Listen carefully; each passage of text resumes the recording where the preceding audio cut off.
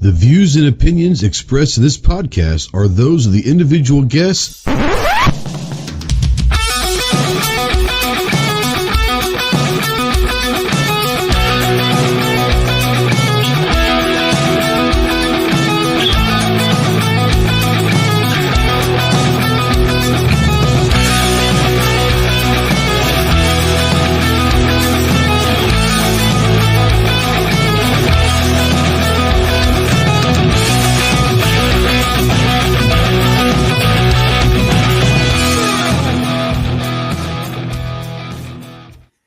What's going on, my Ghost Squad? Welcome to the Armed Citizen Podcast Live. This is episode number 360. We are live on YouTube, streaming to over 150 countries worldwide.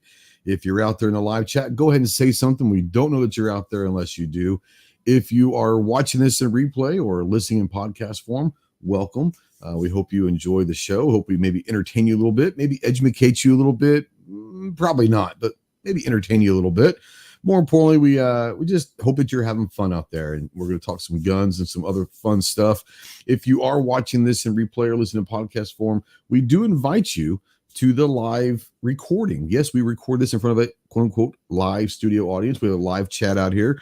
Great people out there. If you're looking, if you're just getting into this community, into this world, and you want to meet some like-minded people, we got some great people in the Ghost Mafia. So come check us out every Tuesday night at 7 Central live on the YouTube channel.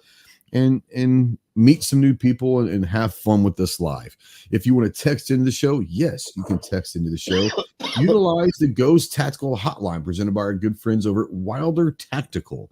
That number is 530-364-4678. And go check out wildertactical.com. If you guys are like me at all, you guys know I'm a gear junkie for sure.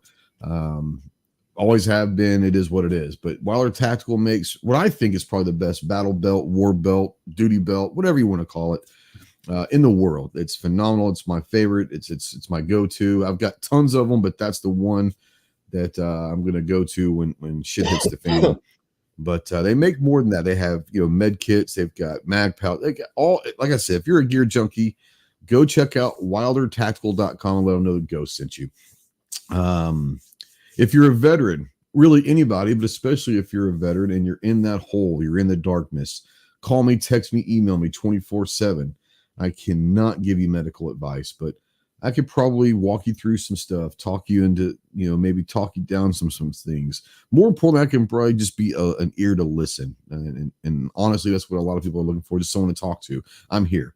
But if you are looking for someone that can get you towards some medical attention, remember two things. One, you are not alone in this world. You have a lot of brothers out here that are willing and able to help you in any way possible. And two, the world is a much better place with you in it. So please utilize the Veteran Crisis Hotline, 1-800-273-8255. Once again, 1-800-273-8255. Or you can text the word TALK to 741-741. We are spotlighting, as always, the United States Marine Corps. If you have any questions on what it takes to earn the title of United States Marine, see the website marines.com. And as always, we are proud members of the Firearm Radio Network. Go check out all your favorite pro gun, pro 2A podcasts over at firearmradio.net. Let's get this off of my ugly mug and say hello to the merry band of morons tonight. We got from the wonderful company Anderson Manufacturing, who, man, I tell you what, y'all are doing some crazy shit over there. We got our buddy Kyle. What's up, homie? Not much, brother. Hey, thanks for having me on, Trey. Always, man. You guys, how do I put this? I guess the press release went out.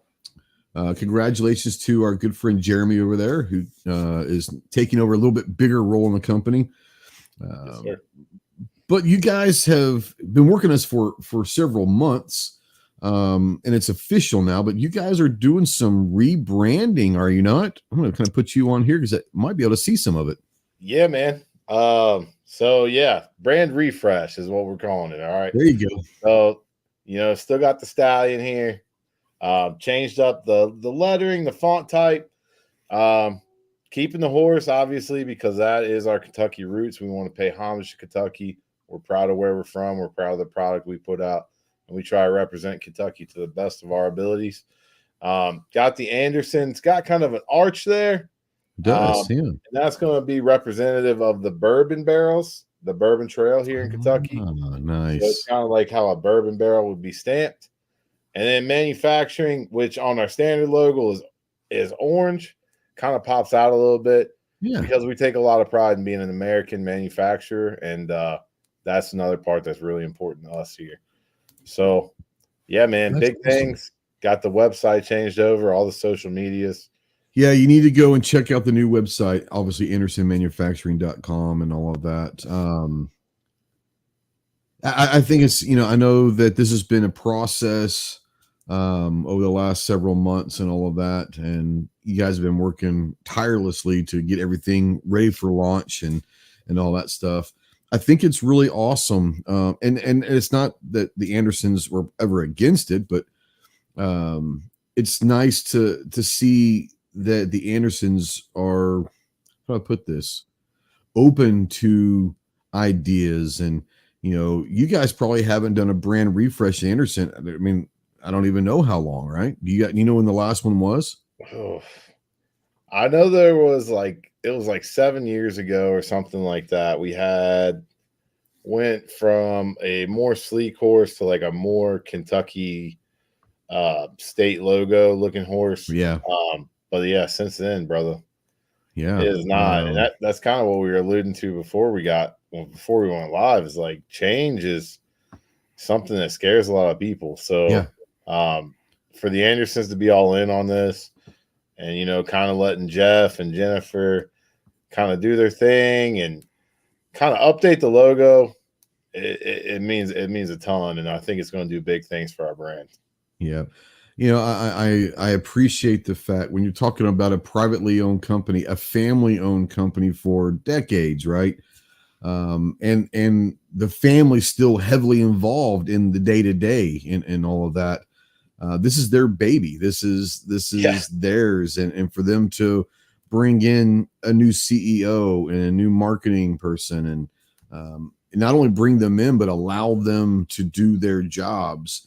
And that includes sometimes making decisions that probably aren't comfortable to the ownership, right? To the family, or at least it's maybe not uncomfortable. It's just new and it's not what they're used to. Letting them let go of some of that's a big deal. So it's nice to see that they're doing that, but it's also nice to see that they trust, Jeff and Jen and you and Jeremy and Chris and all the ones that are in the room, if you will, in those decision process. Let me ask you a question. And obviously you can't give all the stuff away, but throughout this process, like when you guys had your board meetings and you had your meetings with all of you guys in the room with the Andersons, were they like, hey, pitch us some ideas? Or was this, hey, we've got some ideas that we want to present to you? Or was it how did that go? Yeah. So really kind of behind the scenes, it was Jen and I just kind of working on some new logo designs. This was starting back in May, June, wasn't it? Well, no, I mean, it actually really started right after SHOT Show. Okay. When Jeremy and I were tossing around, we got to do something to refresh, kind of get the brand up. So this happened before Jen even came on board then. Yeah, but Jen really kind of rocket fueled it. When she got on deck around, like you were saying, June timeframe, it was Jen and I just kind of sitting here, and we finally got the design pinned down, played around with the fonts. Jen, with her marketing background, knew some things about fonts, you can't read that from a distance. You need, blah, you need a little bit thicker. You need the bolder font, the thicker fonts, and all that. Yeah. Yes. So, she's been an absolute godsend in the process. But once we had it pinned down, really just went through the process of working with the engineer team to get a lower engraved, to get it anodized, see what it looks like engraved. Because it's not just about putting new logos on shirts or hats or stationery. It's the product. It's the product. You've got to be able to make sure that it's not going to increase production time, or it's not going to mess up something in the lowers or whatever, because that's where the bread and butter is, right? Yeah, G Webs. He said, "What did I miss? New logo? Yeah, I'll put this up there again." But yeah, Anderson's kind of done a brand refresh. Is that what you're saying? Yes.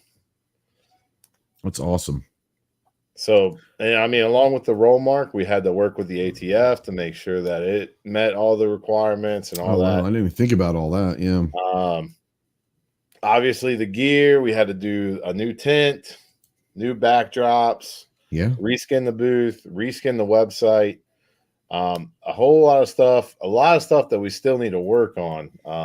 Yeah. Because I mean, you don't really ever sit there and think about how much our brand is already out there and stamped on things. So there is a ton of work. And whenever we get a break in time here, I've got some of like the packaging and stuff that's being shown at NASD. Yeah, go for it. If you want to go for it, go for it. Yeah. Yeah. Yeah, like I said, I think it's pretty cool that the family, the Andersons that are involved with this, allowed them to be creative and said, hey, if we're going to do this, let's not just change a little bit. Let's go ahead and go all in, So I think that's pretty cool. Let's see what you got here. So this will be our lower receiver packaging. Okay. And as you can see, we're really kind of, it's a little bright here, but I can see that. That's good right there. Yeah. Really starting to lean into the build your own. Yep. I like that. Got your little blueprint on the back here, so you know where the lower receiver goes there. So on the QR code on the back of the packaging. Yeah. If someone wants to scan that QR code, does that take you to the website, or does that take you to an instructional video, or where does that take you? So that is another part of the work that we need to get done.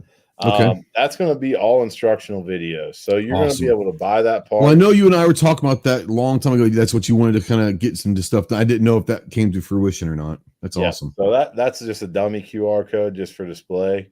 Yeah.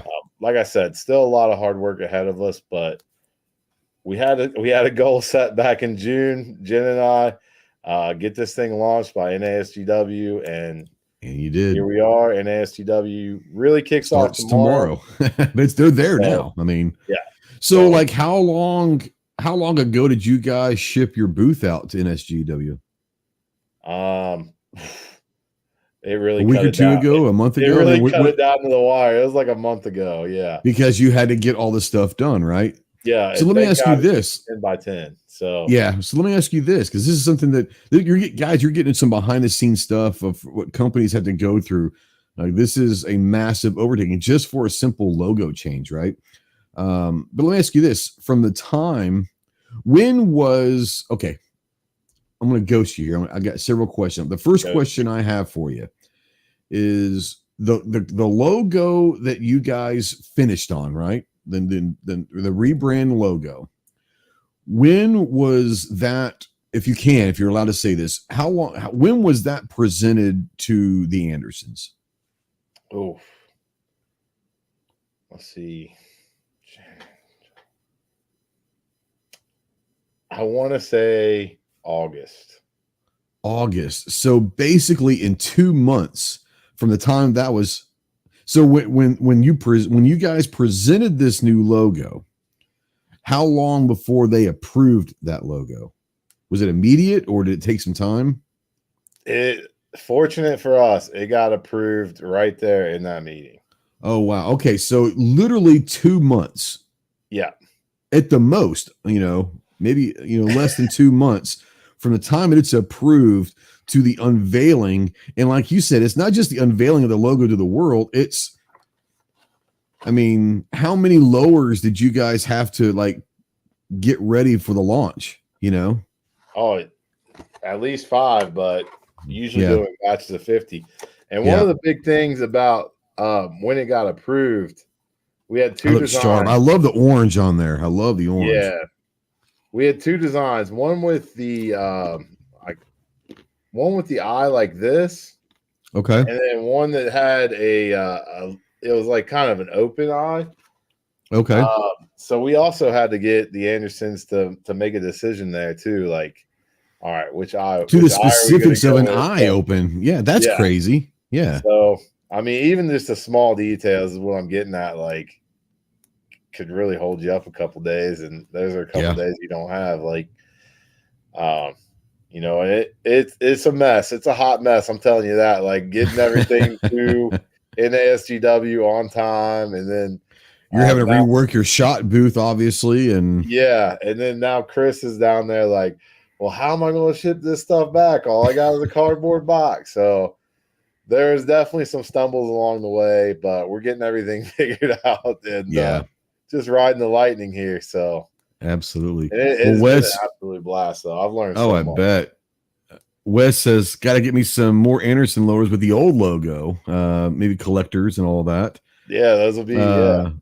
Fluffy says, so my Anderson lower I have unopened in the back room. I should leave it in the package. Maybe worth something someday. Like those old, the old action figures unopened in box. You never know what they're worth, With the OG logo. Yes, with the OG logo. I say personally, Fluffy, rip it open, tear the Band-Aid off. The Andersons want you to use that. They want you to use that. Now, what you need to do is go buy a new branded logo lower and build an identical rifle so you have old school, new school. Oh, that'd be sick too. But I suspect the Andersons want you to use the old stuff. Don't leave in the package. They built them for you to use as a tool. So utilize it as the tool that it should be. That's just my take on that. I like how you guys went through. So let me ask you this. You're talking about the arch of the Anderson font representing some of the bourbon barrels, right? That's when you guys decided that you were going to try to do this brand refresh, did you have specific things that you wanted in, like the bourbon barrels? Like, I mean, were there certain things that you guys from the media, like you and Jeremy started talking, we want to incorporate certain things into this? Was that one of them? Yeah, we wanted everything to have meaning behind it. So we wanted Kentucky to be one of the key points. We wanted family owned to be one of the key points, and manufacturing to be a focus because you don't find a lot of American manufacturers anymore. So something we take a lot of pride in. So my 2 cents, it's already done, so it doesn't matter. But wouldn't it be cool? Obviously, Kentucky, I guess you don't want to alienate the Louisville people in the state, but your colors are blue and white. You guys are close enough to Lexington, right? The checkered flag that is famous for the Kentucky Wildcats. I'm surprised that maybe the checkered flag didn't come into play somehow, the blue and white checkered. Because don't the basketball team, I think in the football, they have like on their uniforms, don't they? The checkered. They do, board? Or they have in the past. Mm-hmm. And that's definitely something we considered, but one of the things we wanted to get away from was we didn't want to copy anything. We wanted everything to be like Anderson's own, like it's ours. We own that. So, really got away from like the horse that kind of looked like the Kentucky logo and all that. So, Now, this is a very fair question. I think it's an important question to ask. G-Web says, where is Ghost incorporating that new logo? That's a damn good question, G. I'm a little disappointed I wasn't incorporated in that logo. Maybe I was. I don't know. There's a little the O. There you go. It's the O. Yeah. And it's got a little ghost, It's got a little ghost in there. You just can't see it. It's an invisible ghost. It's a little ghost. He's in the main. Yeah, I'm a little ghost, so it's all good. No,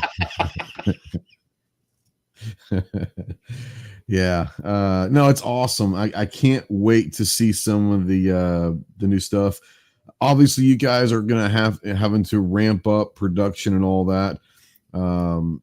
When can the public start seeing a large supply of the new branded stuff out? Is it going to be maybe end of the year, first of the year? Or I know there's probably some available now, but most of it's probably going to take some time, right?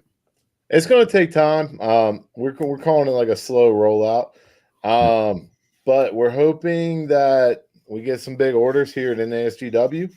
Yep. And those will be on the shelves in the stores. So like they're the lowers with the new logo are already in production. So hoping to sell some of those this week and get them off in the stores. I gotta ask a question. This is fascinating to me because I know you guys, but the inner workings, the behind the scenes of the industry is fascinating to me. It may not be to a lot of the listeners. Maybe it is. That's why I'm trying to open the curtain up for some of the people out there. So the engraving plates or whatever for the machines that have the old lowers, are those gone? Or are you guys going to keep those? Maybe, maybe a few years from now, do a limited run of the old logo, retro look or something. But are those old lower grading plates, are they gone? Or are they still going to be there somewhere in the factory? Yeah. Well, we used to roll mark. So we still have those. You still have those. Okay. But now it's just a computer file. So that'll always. So you still have access to where if you ever wanted to do a retro rewind lower or something, that could be kind of cool. I've always wanted to do like a real like far throwback and do the Anderson tool and die lower. I think that would be sick. Oh, that would be kind of sweet. Yeah. Now kind of flipping, this is going to turn into a little bit of the Anderson show, which is great. I love it. Going back into what you were talking about, doing some instructional videos and all that. I know that's been something that you've been talking about for a long time with me. So I love to do some of this stuff. Obviously, there are certain things that YouTube will and won't allow. You have to kind of play that game a little bit as far as assembly and all of that stuff. For those that have never built a rifle or anything, that literally have no idea what they're doing, will there be a series or a couple of videos of a literal, like full on blown up build video, maybe on some other platform or on the website or something, that people will be able to eventually, like, hey, if you've never built one, you don't have a clue what you're doing. Is that something that you guys are thinking about doing, is literally showing them from start to finish build video? Yeah, we're gonna have a complete rifle. That's awesome. Rifle, a complete Kiger. We'll obviously do the AM10s, which is very similar to AR-15. AM9s. But they're not, though. That's the thing, is just because you built AR-15s doesn't mean you necessarily are going to be able to get the 10s, because are you guys using like a DPMS model or what? Yeah, DPMS high. Yep. Okay. So yeah, they're very, very similar, but for those that may have never done anything with that model or with that structure, it's different enough that you could really kind of mess up if you don't know what you're doing. So that's why I love the idea of these instructional videos. I think that's great. Yeah, there's certain aspects there where you could buy the wrong part and kind of be messed up. So absolutely. Really excited. I can't wait to see the stuff that's coming at SHOT Show. Damn, we're literally like 3 months out now. I think we're less than 100 days away, which is awesome. That's kind of crazy. That's crazy, isn't it? It's less than 100 days from SHOT. So speaking of SHOT, this time next week, next Tuesday, we'll be announcing the winner of the SHOT Show trip. If you're interested, I have a video on the channel. If you want to go to SHOT Show as media and you have never been able to either get approved or, whatever the reason why you've never gone to SHOT and you want to, there's a video on the channel says you can win a trip. We're going to take someone to SHOT with this. So there's a video out there that tells you what you're going to have to do, and make that video, submit it by next Monday. And there's certain hashtags so I can follow on all that.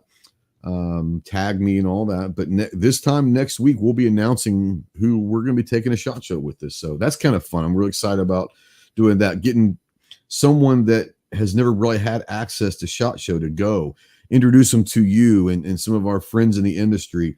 Let them kind of see what the industry show is like. And it's the largest industry show in the world, right? Our largest gun industry show in the world.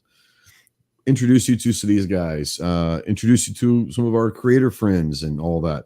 take you some of the after hour events that we go to every year. And the Eiffel Tower. The Eiffel Tower, baby. That's a fun one. That's a fun one. Chase and I were already talking about a plan that we've got for that party next in January, and we'll talk about that off air. But it's gonna be epic. We got a little plan.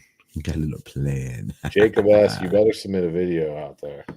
Yeah, Jacob. If you want to, yeah, or anyone out there that wants to, start making content, or, if you're thinking about becoming a content creator, or you already are, but you've got a small channel and you can't get approved to go to SHOT, this is your chance. This is your chance. We're going to take someone with us.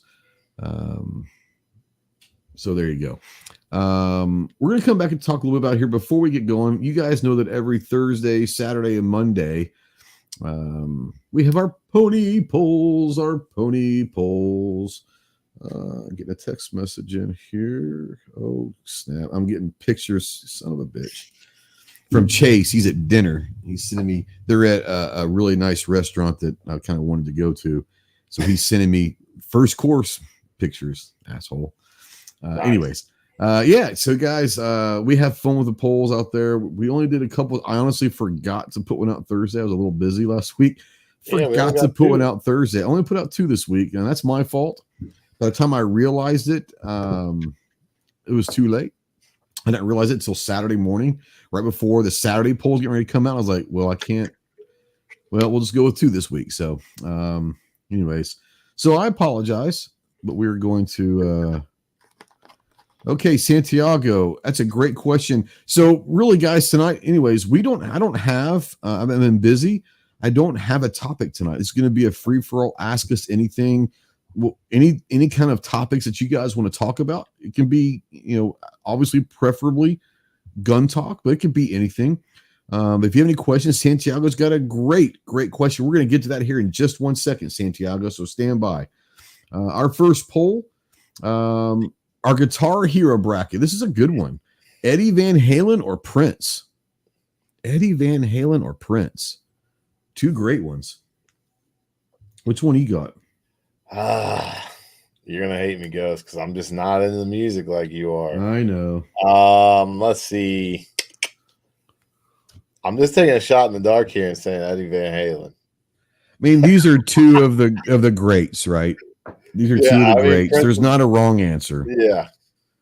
Eddie Van Halen is probably widely considered a top 5 by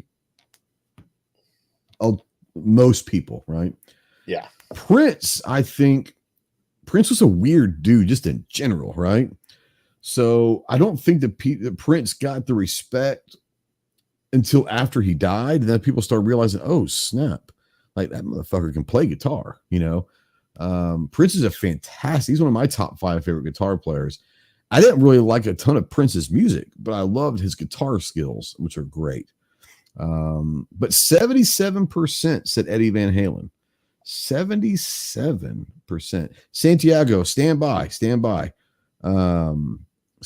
because that's a great question. I'm not ignoring it, but I've got to pay some bills here. So stand by, okay? Apparently, Prince could play basketball too. Apparently, I saw that with Eddie. You saw that one with Eddie Murphy. Charlie I saw Murphy. That. I don't know. Charlie Murphy, the doctor. Yeah, these are some great questions coming in. So I'm starring this. So I want to get to all of these. Keep them up. Questions, topics, whatever. Throw them out there while we're doing this, and I'm starring them. So we're going to come back and touch on all of them. The next one, since it's Halloween season, of these, Kyle, what's the best Halloween candy? You've got candy corn, M&Ms, Reese's peanut butter cups, little small ones like the bite-sized ones, or those little packages of Skittles. Of those,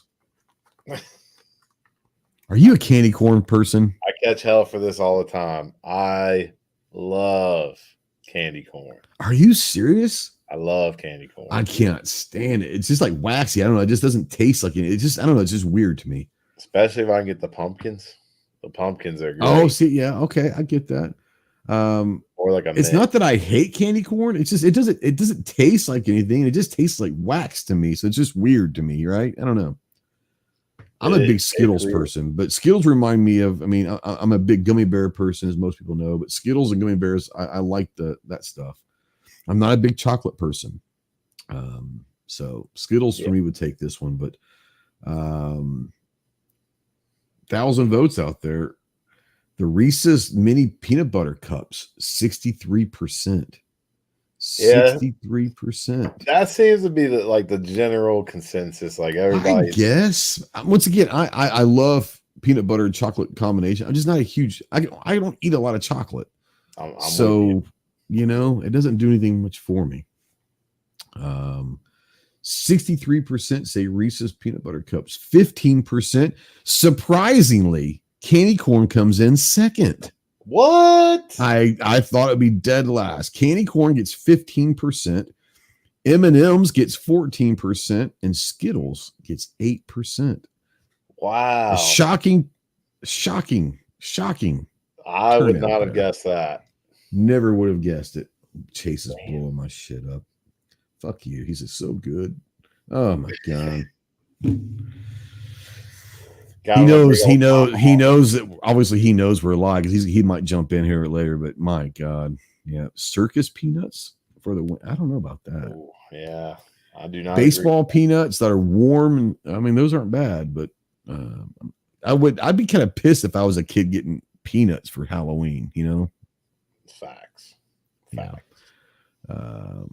Those are our pony polls this week. Go check out AndersonManufacturing.com. Check out all the new rebranding, the new website, the new socials, and all of that. Scott says, y'all need to do a poll with some of the country greats. I'm down for that. I just don't know if there's a lot of people that would care about country music polls, I could speak intelligently on that one. I could too, but I don't know. Well, I might put one out and see how it goes, right? We'll see how it goes. That's all my mom let me listen to. He said candy ones. What are candy circus peanuts? Have you ever heard of this? Circus peanuts are the orange marshmallow-like peanuts. They're like the marshmallow things. I didn't know what those are called. Okay. Circus peanuts. Okay. I get that. When I saw, I was thinking like actual like peanuts. And I was like, well, I'd be kind of pissed if I got that. Yeah.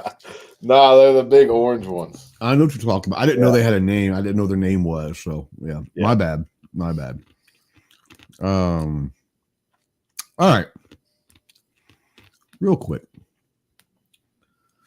Santiago. First off, welcome. I don't remember. I don't know if Santiago's been here before or not. I don't really recognize the name. If you have been here, I apologize. I see a lot of people. That said, if you are new, welcome to the dark side. We're here to help you in any way possible. He says, I was dead threatened by a neighbor. We live in the same ghetto. Advice. He does not reason. Man,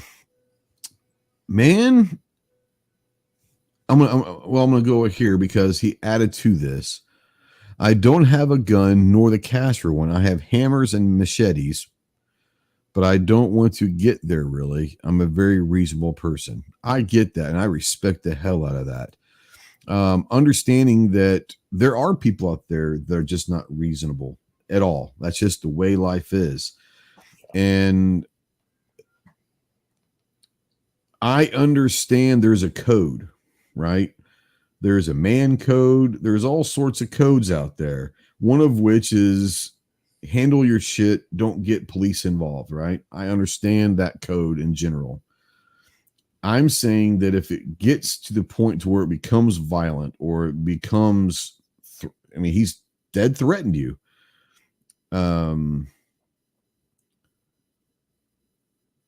As much as it may not sound like the thing to do, getting the police involved, if for no other reason, you might be able to get a restraining order on the person, right? And that way that if he does get close or he does do something, enters your property or whatever, you have legal recourse there, right? As much as that doesn't sound like the cool guy thing to do or the manly thing to do and all that, sometimes That's what the law is there for. Is it's there for a reason, to protect you in certain ways. A restraining order might be something to think about. I'm not saying you should ever move. I'm not saying to be violent, but I can just say this in generalities. Sometimes violence, and I'm not saying like killing someone, but sometimes you got to stand up for standing up, and bullies have a tendency of backing down once they realize they're not messing with the sheep, right? I don't know. Like I said, that's a tough one. Kyle, you have any advice for someone that has threatened and is not a, he's not a reasonable person? And I mean, obviously having a machete or a baseball bat, or, there are certain things that you could do that are non-lethal, but I mean, to defend yourself. You got any ideas for them? I mean, that one's tough. Obviously, like if it ever does come to violence, like defend yourself by all means. Absolutely.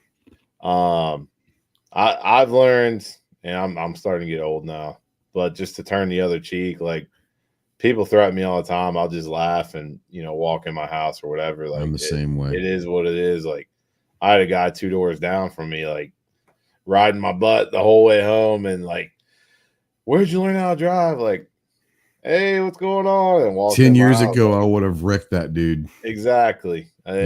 Just turning the other cheek's just a lot easier, man. And I just don't got time in my life anymore for like dramatic stuff like that. So, yeah, one of the best things that I've kind of in the last 5-10 years, one of the best things I ever heard. I think Kyle, you and I have talked about this personally several times, but one of the things that I've incorporated in my life is it comes from Marcus Luttrell, the lone survivor.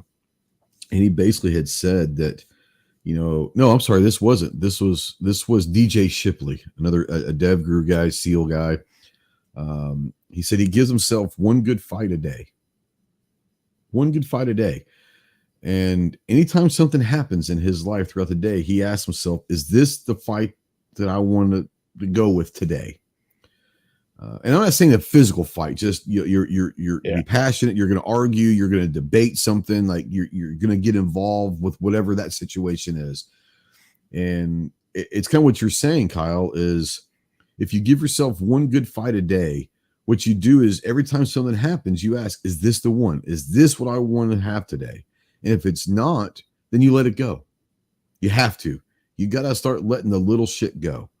But if it's something that you feel passionate about, or you feel this is the one, then if you're going to fight for that, then you go balls in and you do what you got to do.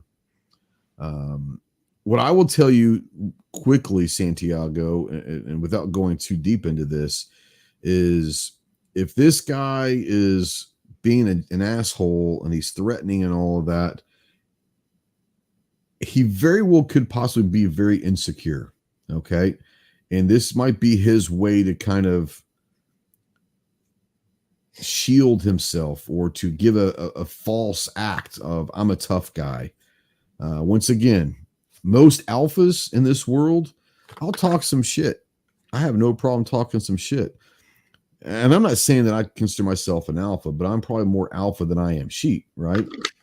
I think people that know me know that I got no problem talking shit. But I'm also not going to insert myself in situations unless I have to. But I can tell you this. Kyle's never seen me pissed. Most people in this realm of my world have never seen me mad. You'll know if I'm mad. And when I decide to flip that switch and I decide this is going to be that fight today, all hell's getting ready to break loose. I'll rain hellfire on you if I have to. But I'm passionate about that side of it, that understand that he's probably masking something. He's probably insecure. He's trying to, right now he is, obviously, he's living rent free in your head. what I would say is ignore him. Like Kyle says, ignore him, walk away. Don't even acknowledge the fact that he's around, because once he understands that he's in your head, it's only going to get worse. Yeah. Once he realizes that you no longer give a shit about what he's saying, guess what? Chances are he's going to go find someone else that he can get under their skin. So don't be that guy. Don't let him under your skin. Don't let him live rent-free in your head. Ignore him. Don't even acknowledge his existence. Laugh at him. That's funny. You know, I laugh at people all the time. You know, people are like, what the hell are you laughing for? I think it's funny. Like, I think it's sweet that you think that you're going to be able to get in my head. You know, Kyle and I have been around some things, seen some shit in our lives, been through a lot, that there ain't nothing that the average guy is going to be able to say or do to me that I hadn't heard or seen before. So why give the motherfucker a satisfaction? Ignore him. Let him go find someone else to try to harass, because he will, I promise you. Once he realizes I ain't getting to this dude no more, he's going to leave you alone and go find someone else. I know that's not the greatest advice in the world, but it's what it is. It's what it is.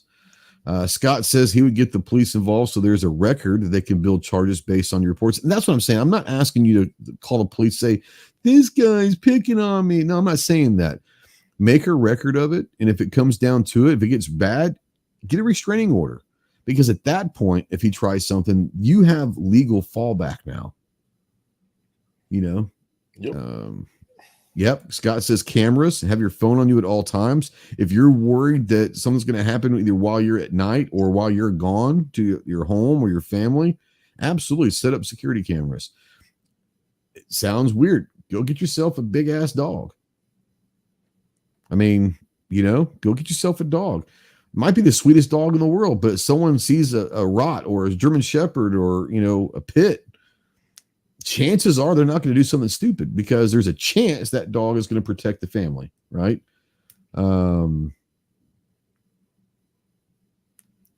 you go. Mark says a lot of betas like focus on little shit because it's easy. Exactly. Mark says you have no idea how angry these people are. I'm not sure if I missed something. Probably talking about the betas. Oh, probably. Yeah. Smile and wave. There you go. Mark says, Santiago, let me clue you in. It's a waste of time getting angry with people. We're all generally scum. Just leave the world at a better place than you left it. There you go. You know, my wife has a great saying, and she wishes I would do it more. Most of the time, I just ignore people, right? Or I'm very short. I'm a very blunt person. I usually speak what's on my mind. And that gets taken the wrong way sometimes as me being an ass. I'm not necessarily an ass. I'm going to speak my mind. I'm going to be very blunt. And that might come across as an ass to some people. And it's what it is. That's just how I am. I'm not going to apologize. I'm not going to change. That's who I am. My wife is a great person. And she tries to tell me this all the time. And she kind of, you know what? Kill them with kindness. Kill them with kindness. I can't do that, right? That's just not how I'm wired.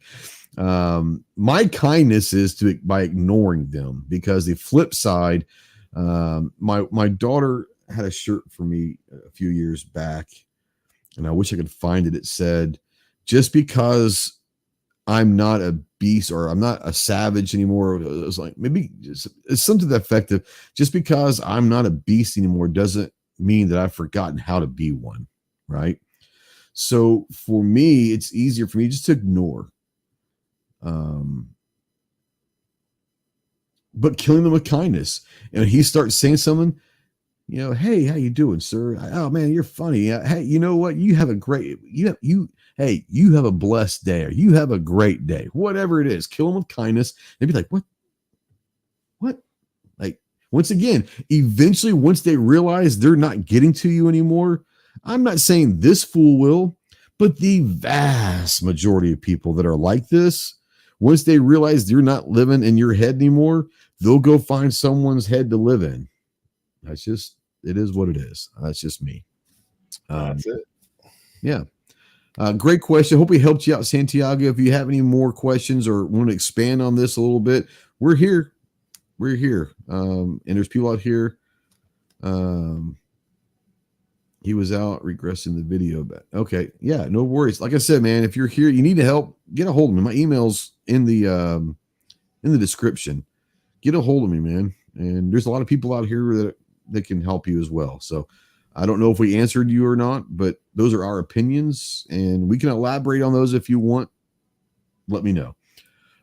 This one from DF Tactics is for Kyle. He said, why, when purchasing a Kiger Pro slide, do you not include the barrel? You can get the complete slide. Yeah, mine was a complete. Yeah. Let me check here. Maybe they're out of stock or something. I don't know. It could be out of stock. I'm checking right now. It is out of stock. So, yeah, unfortunately, the only ones we have in stock right now don't come with the barrel. But yeah, so what you're looking for is like, we got the Kiger 9C complete slide that has the barrel in there. So yeah, when I bought the Pro, that's what I did. I actually bought the complete slide with barrel and the lower, the frame, I should say lower, but the frame. But yeah, like I said, that's how I did mine. So yeah. Like I said, it has to be, I'm sure they'll come back in stock. And the reason we do that variation is just for people who have their own barrel that they want to go with, like, by all means. Absolutely. It's completely built without, just doesn't have the barrel. It's got the recoil rod and all that. So, yeah. Scott says, I'm a former Arizona Ranger, and it's very frustrating going to a call, and they say it is a long time, but there is no record and there is nothing you can do. Yeah, and that's why I said you might want to get law enforcement involved. Not to say, hey, will you take this guy to jail or cause more problems? Just have them do a report. Hey, this has been called in. There's a record of this activity, this attitude, all of this. There's a record of it now. Because if you don't, then they can't believe this has been going on for a long time, right? Yeah, it is what it is. I wish we had Sarge in the chat down there. Yeah. If Sarge was out there, then we could definitely get Sarge in here because he's obviously law enforcement, and that would be a great one.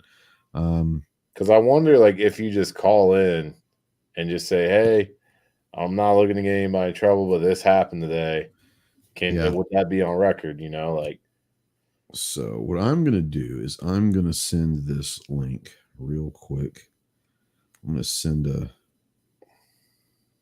text to Sarge with this link. He might be working. That's probably, he might be on duty, but I'm going to send the link to him. And if he has time, maybe he can stop in for a second. I'm sure he's working some overtime. I'm sure he is too. Post hurricane, because that whole area, man. Yeah, Western North Carolina got it bad. Yeah, it's been a weird time and all of that. For sure, for that whole area. By the way, I don't know if you're a fan of this. I saw something today. Today is the 25th anniversary of Fight Club. I don't know if you're a fan of the movie Fight Club. Obviously, the first rule of Fight Club is we don't talk about Fight Club. That said, we're going to talk about Fight Club. 25th anniversary of Fight Club today. That's kind of cool. That is. I didn't realize it's been 25 years. Edward Norton and Brad Pitt. What a great! If you guys haven't seen Fight Club, go watch Fight Club. Fantastic movie. This change the subject here a little bit, but yeah. This weekend I was in New York City and you went down to the footprint. I didn't know if you wanted to talk about that or not, so I didn't bring it up. So that's your personal life. I don't bring that up. Oh yeah, no, but just kind of going with that. We went to the footprints and like just realizing that was 23 years ago. Like 23 years ago. What the hell? Yeah. Santiago says it is his first time here. He's from Uruguay. Welcome, man. Love having you here. Yeah. I've never been to the Trade Center and all that. The whole after 9/11. I don't know how I would take that. I personally, I'm sure a friend of a friend type of thing, but I didn't personally lose anyone on 9/11. But I'll tell you this, and you know this about me, and some people that know me well. When I got out of the Marine Corps, I hated the Marine Corps for a while. I did not leave the Marine Corps with special feelings in my heart. I was not one of Uncle Sam's misguided children. I that was just for a while. It literally took the towers falling for me to appreciate what I did, and you know, I never lost the love of the flag, but I was ready to go back. You know, I wanted to go back. I wanted to go and, well, kill some motherfuckers, right? I think that's kind of where we all were on September 11th. I don't know how I mean, I love history. I love the patriotism and all that side of life. That's a heavy, heavy thing, man. Like, what's it like? I mean, for someone that joined GWAT, and man, you went through hell in your life because of what happened there. What was that like for you? If you don't mind talking about it. I'm the only word I can describe is like chilling, dude. Like, yeah. The way they got it set up is basically it's two ginormous holes in the ground, and they're now like pools of water, and one of them was cleared out so they can clean it. Like, oh, okay. It's just crazy. But we got to they have like the around the footprints. They have the names of everybody who lost their life that day. Wow. And a lot of those guys are like firemen and NYPD. And like as we were walking out of there, we seen like the first responders. Like, dude, that firehouse is not even a block away. It's like catty corner to where they're at. Like that, I think they had like five of the firemen from that department alone lost their lives that day, and it's like, God. Yeah. So chilling. Yeah. I mean, I want to go one day.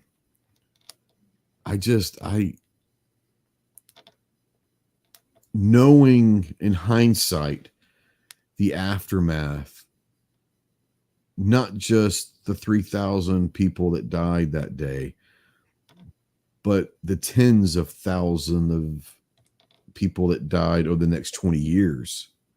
Yeah. It's a heavy, heavy, heavy thing, man. I remember, so my wife was flying on September 11th. My wife and daughter, so my daughter was 4 years old. My wife and daughter had spent about a month over in Okinawa, and I was to pick them up that day. They were flying. They were in the air coming back from Japan on September 11th. And I woke up that morning, bright early in the morning. It was, 7 o'clock, whatever it was, 8 o'clock in the morning, to the phone ringing. And I was thinking, oh, well, maybe, this is before, for me, I mean, cell phones were up, but we didn't have cell phones,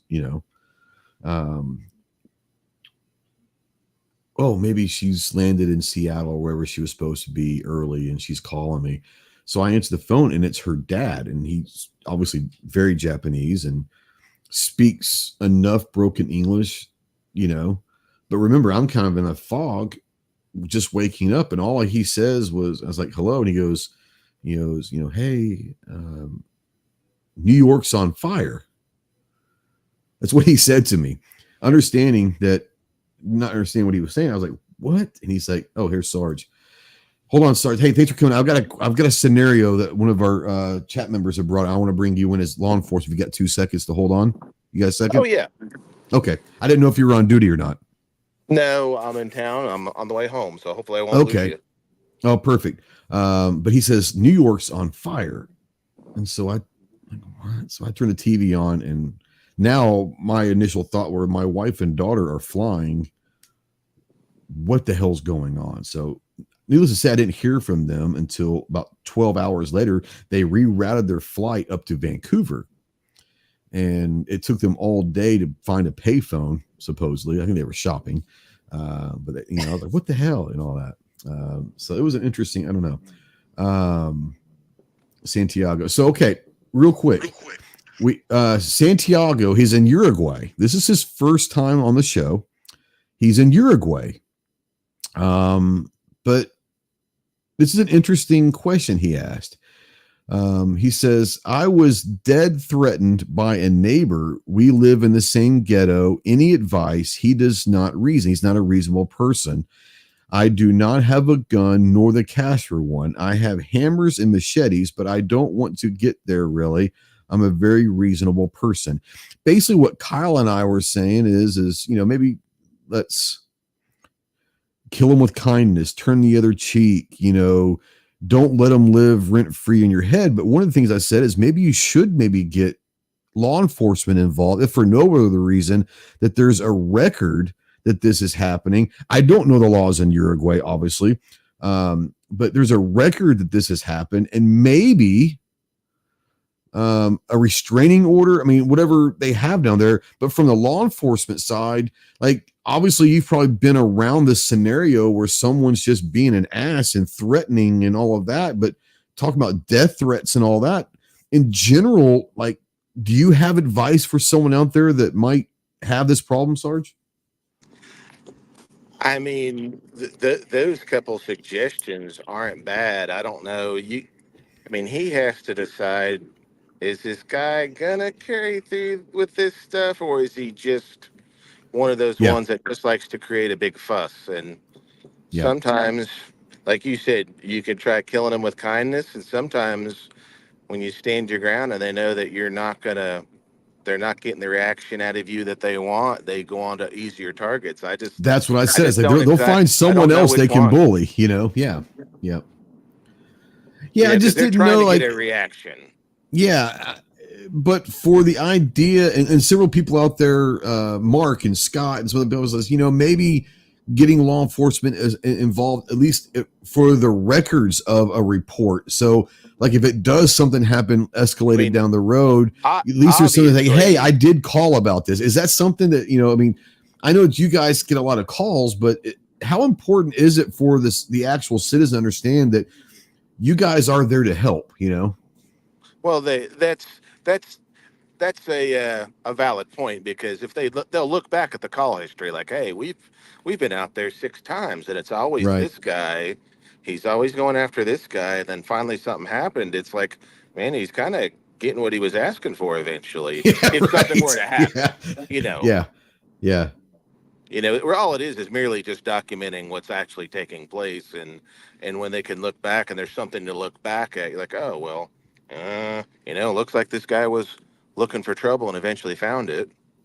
Yeah. So, well, and obviously being in a different country, but even it's different by states, it's different by cities, it's different by counties and all that. But in generalities, as a law enforcement, if you have someone that's threatening and all of that, how hard or easy is it to possibly get a temporary restraining order on someone? So if they do enter your property, there is legal recourse. Is that something that's easy to obtain, or very, do you have to, very it is? easy. I didn't know if you had to show a lot. I didn't know what the burden of proof was, It's very easy because a lot of that stuff it's a civil agreement that they're not going to come onto your property. Because the problem with the restraining order, like against just one citizen versus another, is that it has to go back in front of a judge for there to be sanctions. People get upset.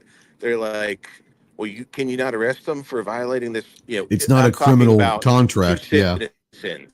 I'm not talking about a domestic order. It's just a court sanctioned agreement, and then the court system has to decide what sanctions do they place on the person that violated it. It's not like a domestic violence protective order, which yes, you can arrest on site. Totally different scenario. But one neighbor versus the other, it's a glorified civil matter, but if they are threatening you and you believe the threat's likely to be carried out, of course they could secure a criminal charge on them, and then of course they have their day in court. But the restraining order is easy to get. It's just it doesn't always do what people think it does. Gotcha. Well, that's good because I didn't necessarily know. I've never obviously been involved with one, so I wasn't sure. It's like Santiago child says he does custody. go outside with a hammer and a machete under his coat. Maybe you should let him see that you have the hammer and the machete under your coat. Maybe he leaves you alone. I don't know. Hanging in your tool belt where it's hanging off the side and you can see it, and just it lets you know you're not one to be messed with. If you've ever seen, I tell you what, would freak me out if I saw it. I don't know, Santiago, if they've got a show called The Walking Dead down there, but one of the greatest characters ever was he carried a baseball bat that had barbed wire Negan. wrapped. Yeah, I don't know if he didn't know who Negan was. So I didn't know if it was down there, but a baseball bat with barbed wire wrapped around the end of it is a menacing thing. I'm just saying. If he had his tool belt on and had his hammer hung in it, he could be doing whatever. That's true. He's not flaunting it. He's just I'm doing work around the house. To be hit with a hammer. No one. True. That's fair. That's a fair point. Yeah, and I didn't know if you were working out, and I know that you're out with the fam and all that. I didn't want to bother you, but it was something that Kyle said, man, I wish Sarge was out there. I said, I'm going to send him a text and see if he's got a couple seconds to jump in. Because when we start talking about got a night off. I worked like 80 hours last week. Yeah. Well, on top of that, you've got a lot of shit going on in the region that you live in right now. Yeah. It's a little wild. I hope everyone's safe and all your family and friends are safe and all that. But, yes. I got extremely lucky when we just got property damage only. The house is fine. Everyone's fine. I got a mess to clean up, but hey, I can clean a mess up. It's no big deal. Yeah. We hear interesting reports about the lack of FEMA or FEMA being there. How has that in the last week or so? Has it gotten better? The last couple of weeks, has it gotten better? FEMA is here to inspect and write checks. There has been so many resources here on the ground. Yeah. FEMA is not stealing donations. People get upset and they say they're turning people away. Well, what happens is they turn people away on a closed interstate where there's no more road anymore. So of course they don't let them drive to their certain death. Or the other thing is they have to manage resources. You can't have a bunch of people going into a closed off area and just not know they're there. You got to know they're there, so in case something happens. How many to go find, how many people to go get. If something because they're still having after effect mudslides still because it's just not stable in some places. But FEMA, there has been absolutely no shortage of resources here. I've seen every federal agency that there is to see here assisting, like going out with Swiftwater, going out with rescue workers, just going with them as extra hands. I've seen everybody. I've seen the FBI, the ATF, the IRS, Homeland Security, Border Patrol. The EPA is here going out and anyone that could help has shown up, or at least tried to show up. Boots on the ground. They're putting gloves on. They're putting boots on. They're hiking in. They're coming in and doing everything that needs to be done. You sent this was a week or so ago. You sent a text to me that I'm not going to be overly dramatic and say it was chilling, but it was, right? You said one? There's no. Where it's looking off my porch. No, this is the one that you said that there's no telling how many people or dead bodies in the weeks and months. Hundreds of them. You said that people aren't that won't be found for a while just because of the flooding and the mudslides. Like it's chilling to think about how many people are going to be missing for weeks, months before they're found. Over in Buncombe County and in Chimney Rock and places like that, they're going to be likely finding people for a while because it was so crazy. It was a biblical type flood. It was, and there was so many factors came into play that caused this. Yeah. You don't want to use the word perfect storm, but it was so many things came into play that caused this. It was just catastrophic.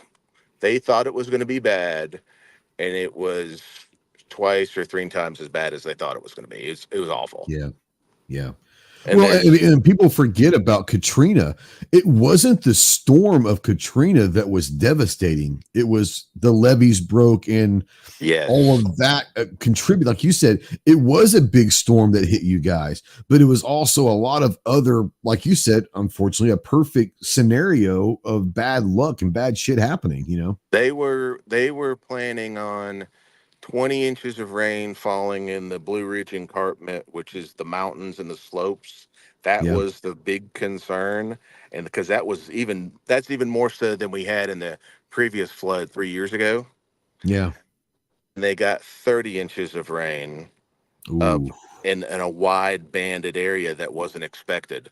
So not ooh, only did it exceed it by another 10 inches, 50% more than the catastrophic rain they predicted, but yeah, then it was such a wide band, it overflowed reservoirs and went down highways, is why some of these places flooded that weren't near water, because it went right. down roadways, because it's going to take the least resistance, and there was just so much water. Well, like you said, it wasn't just the fact that it flooded and it was the water and all of that. It was the landslides or the collapse of the road systems that Yep. affected people that might not have been hit by the floods themselves, but Oh now they're no. trapped. Like they Yeah. can't go anywhere, you know? There's communities over in Buncombe County. We've got a community here that was pretty dang isolated for several days because Yeah. there's hardly any ways in or out of it. But there's places over there that they've had to citizens have cut roads in Yep. over the top of a mountain and down on private property, cut Yep. their own road in to get these people in and out because, I mean, I'm telling you, the DOT, man, they're here. There are so many people here. There is no shortage of dump trucks. They've Yeah. hired every dump truck in 10 counties are all around here working, hauling equipment 24 hours a day, hauling Mhm. materials, but they can only do so much. And people got That's out it. there and fixed their own roads. I And did see a video where I don't know if it was this guy's own land, but he had a huge machine. He was basically cutting trees down and literally creating a road yeah, that that people could happened get a in and out. lot I was like, holy cow, that's awesome, you know? because I'm telling you, they're doing a great job. They are, but they still Yeah. can't be everywhere at once. And people got out there and fixed a lot of their own roads and fixed a lot of problems just Yeah. because they didn't worry about the government waiting to come help them. They just went and did it. Yeah. Yeah. Well, like I said, I know you've been working your ass off under incredibly stressful situations the last month. I don't want to keep you. You're more than welcome to stick around, but I know you're with probably the fam and all of that. I do Yeah, I'm want to gonna. thank you for coming on and really Oh man, I helping us clear appreciate out it. some of this stuff. But I do stables okay. We I got know you're super going lucky, through hell. man. If there's anything we can do, if there's anything that you want us to get out to the audience about, disaster relief or anything, um, I have no Find problem doing find that. a find a church or an organization over in Buncombe County or Chimney Rock and send something to them. We're good here. We've Send got something to a them. church. We've got a local church that's filling up a semi trailer uh, Send it because of those people over perishable there. and non-perishable items, and they're heading out. I think next week, and they're literally bringing a semi truck of supplies out there. That's wonderful because like some of the people that work at my wife's office, some of the doctors live over there. I Yeah, mean, a couple of them, the young doctors, they said it could be January or February before they have running water at their house. that's insane. Well, It's you know, you absolutely know, you know insane. Keith over at EA, the owner of EAA. Yes. He was in North Carolina, and he got back in town. I think like last Thursday, He was and he was out of trapped. power for like 10 days. Like they didn't have Yep. power at his house. Yep. It was the real deal. There was no internet service. There was no Yeah. power. There's no cell service. Yep. Everything went down. Yeah, it was the real deal. Yeah. Well, I'm It's a lot. glad. Like I said, you and the family is okay. I hope you didn't lose any family or friends. And I I am know very that. fortunate. I did not, like I said, very, very blessed, very, very lucky. Property damage only, but I could Yeah. fix that. No big deal. Yeah. Absolutely. Um, Absolutely. Like I said, you're more welcome to hang out, but I'm not holding you to it. I appreciate you coming on for a few minutes to help us out with that stuff. And I'm going to listen for a little bit. All right, brother. Well, I appreciate you, and I'll see you soon. Thanks, Sarge. All right. See ya. That was Sarge over at C4 Defense. You guys probably know Sarge real well. He's a good personal friend. One of the crew. Go check out his channel. Puts great stuff out. C4 Defense, and obviously he goes by Sarge. We're not going to tell his real name, but goes by Sarge. C4 Defense has some great stuff, and he's a great guy. But he is in law enforcement in Western North Carolina, so you can only imagine what his last month's been like, right? Yeah, pretty crazy. You guys have any other questions? Like I said, we didn't have a topic tonight. We were just going to kind of let it flow. I'm glad Santiago brought that up. Fantastic. Thanks for coming in, man. Come back every week and keep asking questions. We love questions like that. We're here to help. We may not be able to help you in every question, but we're sure as hell going to give you our opinion, whether or not it helps you or not. Yeah, I don't know. But if anybody else has any questions or comments or topics you guys want to talk about, we'll go for a little bit more, but we're not going to go the full 2 hours. Like I said, we're both busy. We're both tired. Got things going on. Going back to New York, though, and you were talking about going to the World Trade Center and all of that. At one point, you thought you might be able to head over to Ellis Island and see Statue of Liberty and all that. Did you get a chance to do that as well? I did. How was that? Is that pretty cool, dude? That was another one. Was just, it seemed unreal. Yeah. Like just the size of this thing. It's huge. I've seen pictures of the buildings that were used to house the people and all of that, and it's crazy to think about how many people came through that little space, you know? Yeah, it's incredible, man. And but just think about the fact that for millions of people, 100 years ago, you know, the first thing they saw of America was that statue. Yeah. That's pretty cool, man. That's a pretty cool thing, you know? It is. Yeah, I'm not a big fan of their politics and all that stuff in New York City, but I will say one thing about it. Like, it's a cool town. I mean, it's like a whole nother universe. Like, yeah, it's a cool town. They're not big on like the chain food restaurants. You find a bunch of like mom and pop shops who usually got some of the best food you'll ever eat. Little holes in the wall. Yeah. Literally holes in the wall. What's the best thing you ate while you're in New York? I'm gonna say Cat's Deli. Okay, Old Deli, huh? Pastrami sandwich. It might have been the best meal I've ever had, to be honest. Really? It was awesome. Insane. Did you have any New York pizza there? I did. It was absolute fire. Another thing I did while I was out there, kind of crushed a lot into a small weekend. Yeah. My interpreter from my third employment lives out there. Really? So I linked up with him. And, really? Yeah. He took me to some like insider New York spots, and we kind of went over to New Jersey, and like he's got a spot where you can see the entire skyline. And wow, oh man, it was cool. Badass. It was great to reminisce with him and just kind of see how he's him. Had you seen him since you got back? No, it had been like 11 years since the last time. Have you talked to him much since then? On Facebook, you know how it goes. Like, hey, man, absolutely. How's the family? How's everything going? But he was. Man, it must have been pretty special. Yeah, no, he was a good dude. We went through some stuff together, but he was blessed in the aspect that he was an American citizen by the time that he volunteered to become an interpreter. Nice. So he was coming back. Oh, so he wasn't a local interpreter. He was not. No. Okay. Now, was he military or was he contracted, or how did that work? He's contracted. So he was born and was raised until he was 7 or 8 years old in Afghanistan and learned Pashto and Dari. So he could speak both languages. And then they moved over here and all of that. Yep. And then he spent my third deployment was his first deployment. And he actually spent 3 years after that in Afghanistan. So he had a long time over there. Scott, they're talking about ham radios.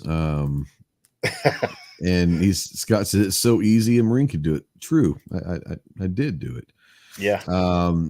That said, it wasn't necessarily easy. It wasn't difficult, but if you're not, there's stuff that I had to learn for the ham radio thing that I would never have, like, I don't know what megahertz and amperes, and I had to learn all that shit that I didn't really know much about. So it wasn't as easy as people think, but once you kind of get the knack of it, I will say this, whether or not you go out and get your license, right?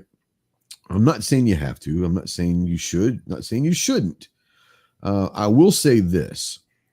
I think you can go get them for $20 on Amazon. That's where I got mine. And it's right over there. A Baofeng is what I have. It costs like $20-$25. It includes the like 2 battery chargers and all that. Having a ham radio, everyone should have one. Now, can you get in trouble for talking on it without a license? Yes. And those people are very serious about that. That said, understand this about ham radio. Under emergency situations, you can get on and call for help, emergency, anytime without having to worry about it. So having that ham radio under certain situations like the floods, when there is no cell service, there is no telephone, there's no communications, you could literally be trapped. Having a ham radio could save your life. So for $20 or $25, I think it'd behoove everybody to go on Amazon, buy a cheap Baofeng. I think you have one. I think you got one a couple of years ago, didn't you know it? Yeah. And just having it, whether or not you get your license makes no difference, right? You can listen all you want without a license. You just can't, broadcast, right? But under emergency, if you have an emergency, and I'm not talking emergency where there's a hurricane, I'm saying if you personally have an emergency, like you need an ambulance or something, you make sure you plug in all of those frequencies for local police department, local fire and EMT, local sheriff. They all are going to have their own frequencies. Make sure you know what they are pre-programmed. So, if you need something and you can't get to a phone, your phone's out or whatever, if you have an emergency, you can call it. You can make a distress call out there through the ham frequencies, the radio frequencies, and nothing's going to happen to you. Like, that's what they're there for, is emergencies, right? So I would say, if you've never thought about it, whether or not you decide to get the license or not is up to you. That should be something that is in your household. A charged up ham radio should be something that everyone has. It is what it is. You can get, now there are people, a good friend of mine that I met when I first got into this YouTube thing, and I was part of the Gun Channels crew. Gun Channels for the Gun Channels will always have a special place. A lot of you guys are new and you don't know what Gun Channels was. G-Webs started Gun Channels and went for a decade or so. Great place. One of the guys that we were good friends with in Gun Channels is like one of literally the world's leading experts on ham radio. So there's plenty of videos out there that will teach you how to set up your radio, how to program your radio, and all of that. Ham radio is something that I think everyone should have, whether or not you choose to use it on a regular basis or not, whatever. Matt with RTT Guns, what's up, homie? He says, I love Baofeng radios. I've got 4 of them. My group used them on the border regularly, and they were literally a lifesaver. Exactly. But yeah, I mean, like I said, I know that you got into the ham radio game a couple years ago or whatever, but I don't know how far you dove into it. Is it just one of those things you wanted to have just in case, or do you dive into? Are you in a club or anything? Because there are a lot of these clubs out there. Nah, some different people, but they are out there. No club, a lot of YouTube tutorials and all that fun stuff, and kind of like you said, just plugged into like some local dispatches, and I like to listen to like the police dispatch and all that stuff on occasion if I'm like super bored or just tinkering around. So yeah, so I'm going to give you guys Josh's. I'm gonna get his. So Josh is a friend. I knew him before I knew that he was literally like, he's got a couple million subscribers. He's literally one of the world's most experts in ham radio in the world. And I didn't know this for the first couple of years that I knew him. Like he was just Josh, right? And then their gun channels. You guys know who Mike Glover is. And Mike's one of the beret unit guy, all of that. He was the sergeant major, like the command sergeant major of Army Special Forces or the Green Berets. You don't get that built without being a pretty badass, right? He brought Josh in from California to his compound to teach him and his guys ham radio. That's how good Josh is. I'm going to put Josh's YouTube channel out there in the chat. It's his channel. And if you're watching this in replay or you're listening in podcast form, it's called Ham Radio. First of all, if you guys don't know, I'm not saying hand radio, it's ham, HAM. Ham Radio Crash Course is Josh's channel.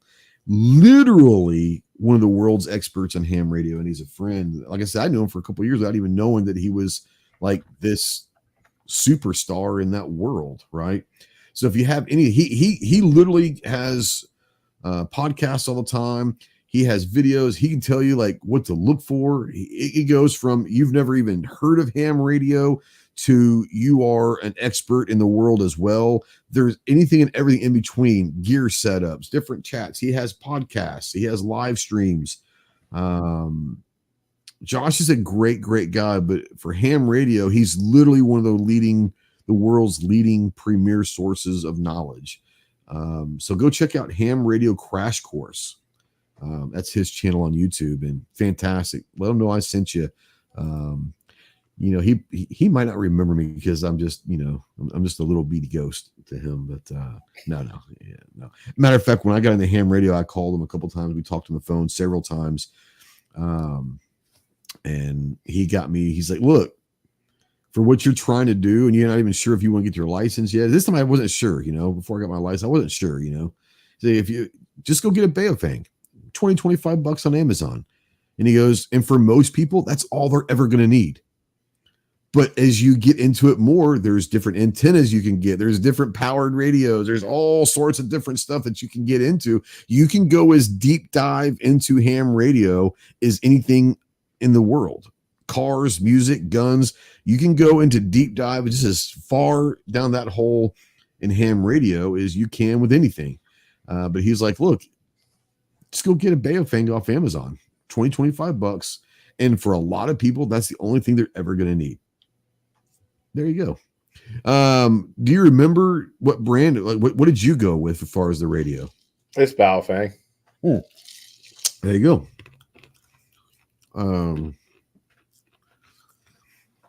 Fluffy says he's been a sub to Josh for a while. He says, I like to have a ham base station. Yeah. I mean, there's people that like, they can talk to people all over the world through their radios. Like it's crazy. Like it's crazy what some of these setups are. It's nuts. It's pretty nuts, but that's a whole nother world. He said any tone is good too. Scott says, I don't know. I honestly, I don't know. The only brand that I know is Baofeng, just because that was one that Josh says, look, just go get this one.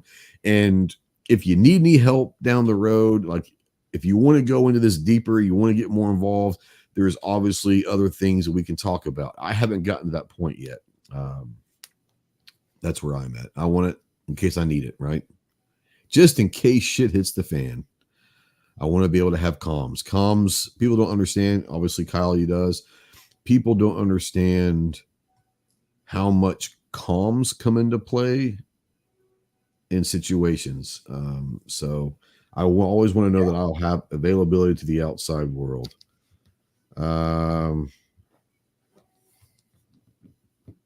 Our buddy Patriot in the Dark just sent me a text. Good seeing you, bro. Another jarhead.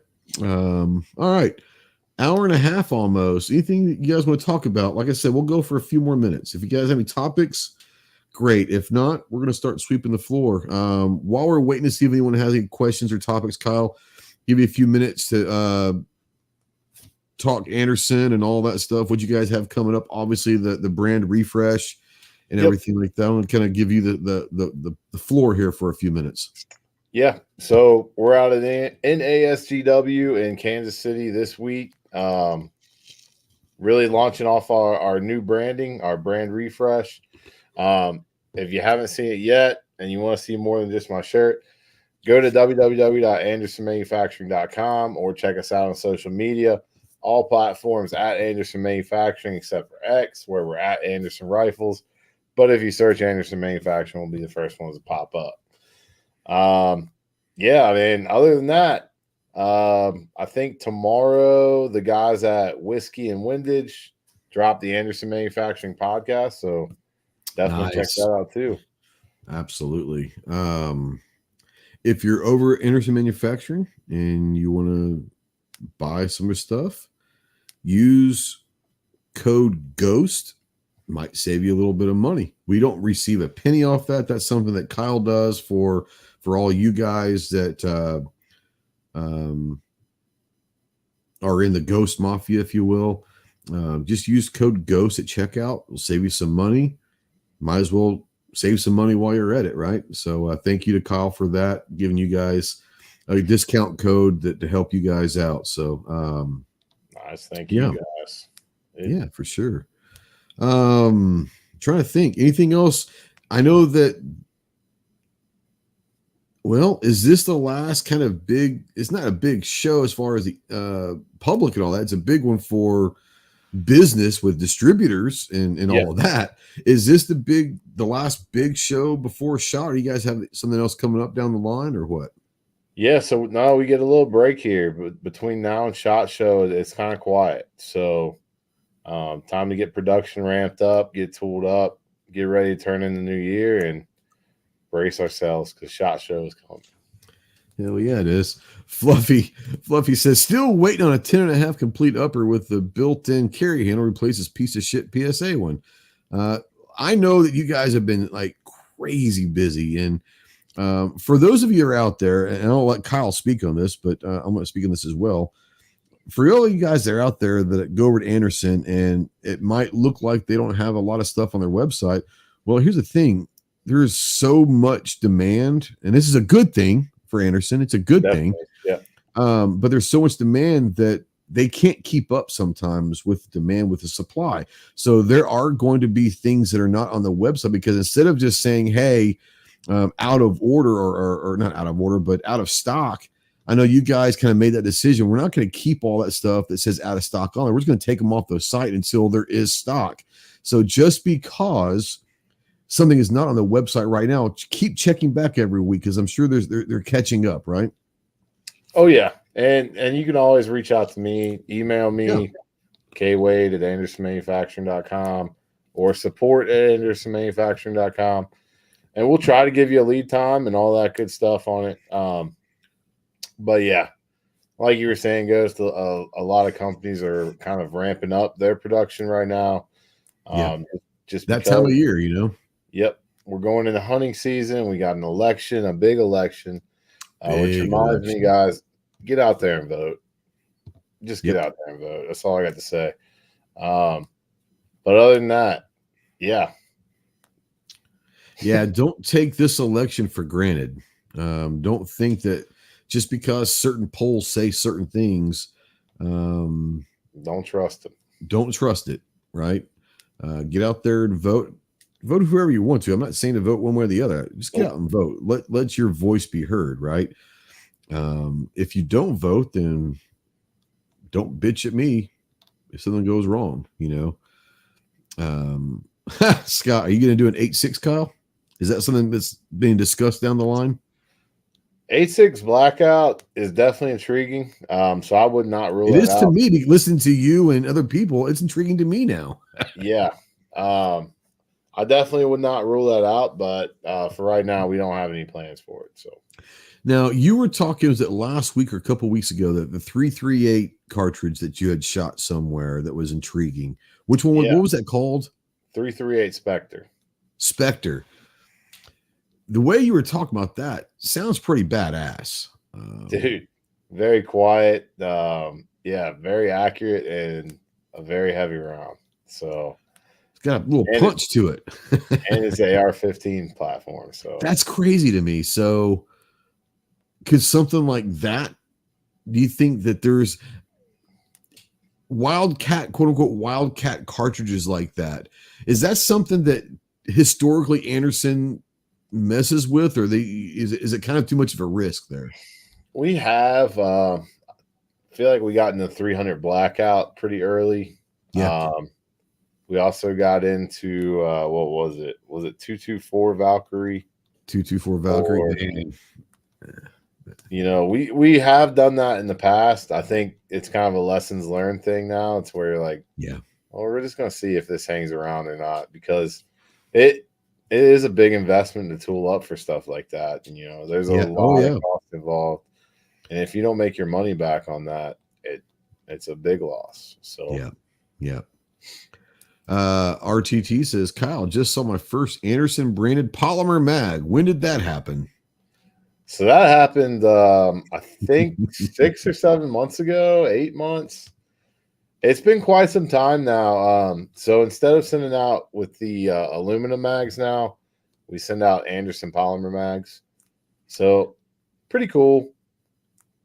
I want to say it was before NRAM, was it not? I think so. I want to say maybe when you guys, I'm not saying it went along with it, but I want to say the front lines shipped out with Anderson mags. Did they not? A lot of the front line stuff? No, well, they shouldn't have. It should be P mags with the front line. Was it a P mag? Okay. But I don't know. It might have been. It might have been because that was a rainy range, and I seem to remember having a couple of those out at the range day. Okay. Okay. Not 100% on that. There you go. His says his front line came with a mag pull. I'm not sure what mine came with. I don't remember. Should be a P mag. P mag, probably P mag. Yep. Anyways, that's pretty cool. Especially with the brand refresh. Can we see different products with the branding on there that maybe you guys haven't done in the past? At least some different stuff that you're going to get creative with and do some more products with the brand on there? Oh, definitely. We've been kind of tossing that around, like maybe the bolt carrier, the carrier itself, getting some laser engraving on that. That's all stuff that's going to come with time, though. You know. Sure. Yep. Awesome. Well, guys, it's been about an hour and a half. Like I said, thank you, Kyle, for coming on and kind of turn into the Anderson show, which is awesome. I love that. Matt says he couldn't find the Anderson polymer mags on the website. That might be out of stock. Once again, a lot of stuff's out of stock right now. So we don't sell those. So they only come with complete rifles, not the front line. Yeah. Okay. There you go. You want an Anderson mag, go buy yourself an AM-15. Dude. That's simple. And use code GHOST and it's going to save you some money. God, it's this perfect world. Or you could say, like, I bought a very expensive magazine, came with a free rifle.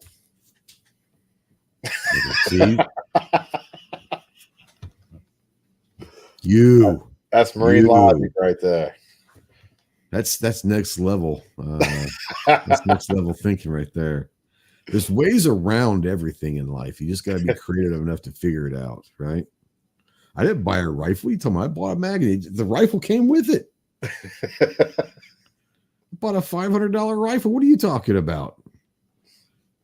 And I bought a $500 magazine rifle. They just decided to ship a rifle with it. I can't help that.